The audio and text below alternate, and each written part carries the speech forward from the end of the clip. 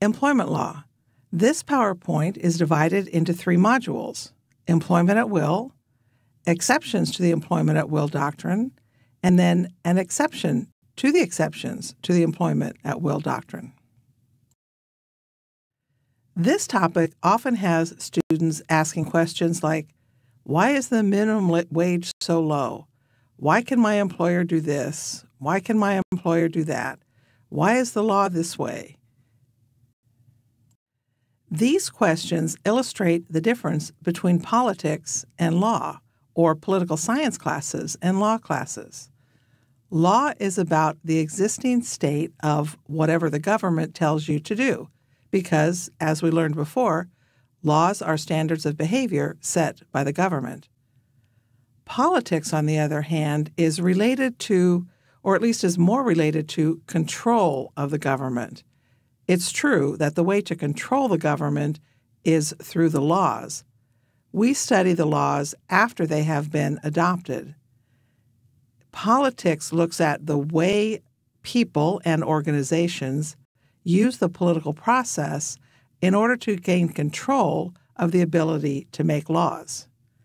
If you can control the laws, then you can force people to do things they may not want to do, such as pay overtime or not discriminate based on some physical characteristic. This topic is beyond the scope of this class, but you may want to think about it as you go through your law classes. Many of the rules that we cover, particularly in this PowerPoint, cost businesses money and increase taxes. These make businesses less profitable, and so therefore there is a tendency for businesses to use the political system to try to control their costs and make the laws such that it benefits them. And unions and people also try to use the political system to try to control the laws to favor them or their constituents. The rules in this presentation cover employees and agents, but not independent contractors. For example, there is a law that says employers must withhold income taxes from wages paid to employees and agents. However, this law does not cover independent contractors. This is one of the reasons why many businesses try to characterize their workers as independent contractors. However, the IRS is very careful, and there are many basic rules that have to be followed in order to qualify as an independent contractor. Employers must also pay Social Security and workers' compensation insurances for their employees and agents, but again, not for independent contractors. I do want to note that not all states require employers to buy workers' compensation insurance to protect employees from on-the-job injuries.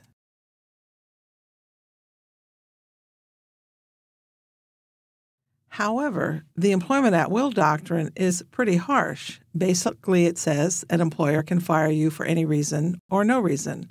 They can fire you because you're a woman, or if you're sick, or if you get pregnant, or if you're in a wheelchair, or if you're too tall, or too short, or too fat, or too whatever. Any reason means any reason. This is a pretty drastic rule, and over the years, many exceptions to this rule have arisen, and we will study the major ones. But I do want to point out, unless you fall into one of the exceptions to the employment at will doctrine, the law is still employment at will, and you can be fired for any reason or no reason. Next, you will see a couple of short videos. One is just a spoof on employment at will, and the other one is an actual case where a person was fired for wearing a Green Bay Packers tie. In this case, Smith, who was an operations manager at the Pillsbury Company, received some email messages at home, like most of us do, related to our employment, and he replied to his supervisor by email from his home.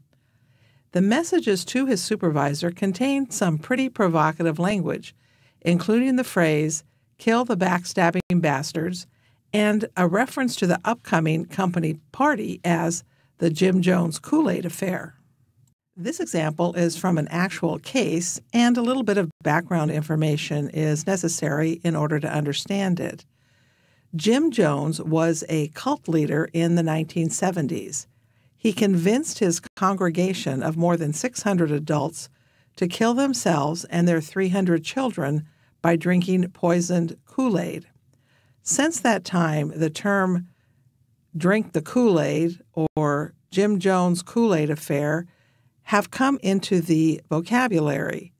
It usually means something like someone who is willing to do anything for their boss or their company, even if it amounts to a poor decision.